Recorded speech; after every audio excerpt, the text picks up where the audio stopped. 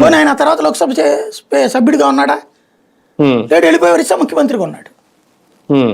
అంటే ఏంటి, లోక్సభను వదిలేస్తున్న వ్యక్తిని అతను డిస్క్రిషనరీ పవర్ ఇచ్చారు. అది ఇవ్వకూడదు, కానీ ఏం చేయాలి, ప్రభుత్వం కూలిపోయింది. అంటే ఆ పొజిషన్లో మన వాళ్ళు అయి ఉండాలి, మనం చెప్పిన మాట వినేవాళ్ళు అయి ఉండాలి. అందుకని పెట్టరు అనుకుంటున్నా. మేబీ ఇంకేదైనా స్ట్రాటజీలు ఉందో. ఇంకోటి ఏంటంటే తిట్టే నోరు ఊరుకోదనేసి చంద్రబాబు గారు, నితీష్ కుమార్ గారు రాజకీయాలు వదిలేసి రాజ్యాంగబద్ధ పదవుల్లో పక్కన కూర్చునే క్యారెక్టర్లు కాదు ఈ రెండు.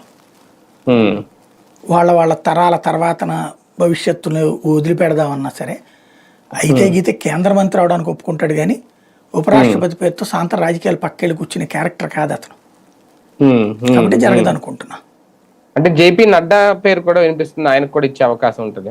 మేబీ ఇస్తే వచ్చేమో. కాకపోతే ఉపయోగం అంటే నేను అనుకోవడం ఏంటంటే ఇలా లెక్క ఉంటుంది. ఇప్పుడు ధన్కడ్కి వచ్చాడు, డైరెక్ట్గా తీసుకున్నారు. ఇప్పుడు ఈయనకి రాజ్యసభ సభ్యత్వం ఉంది కదా నడ్డాకి, అది వేస్ట్ చేసుకోవడం ఎందుకు? దాంట్లో ఆల్రెడీ కేంద్ర మంత్రి పదవి ఉండే, ఆయన మార్చి ఏం ప్రయోజనం? ఇంకెవరినైనా దక్షిణాదికి ఇవ్వచ్చేమో, అవును చెప్పలేము. దక్షిణాదిలో మహిళలకి అన్న వచ్చే అవకాశం ఉంటుందా సార్ ఒకవేళ ఇంతకు ముందు? అంటే పురంధేశ్వరి అయితే కాదు కదా, నిర్మలా సీతారామన్ ఆర్థిక మంత్రిగా ఉన్నారు, ఆవిడ వదలలేరు. ఏ అన్నామలైకి రాజ్యసభ ఇచ్చేది తీసుకుందామంటే ఇప్పుడే కుదరదు. బేసిక్గా ఎవరో ఒకళ్ళని ఏమన్నా పెట్టచ్చేమో దక్షిణాది నుంచి, చెప్పలేము. కానీ మెయిన్ ఇందులో జస్టిస్ వర్మ గారి అభిశంసనకు సంబంధించి కనీసం అంటే కేంద్రంతో బీజేపీతో చర్చించకుండా అధికార పక్షంతో చర్చించి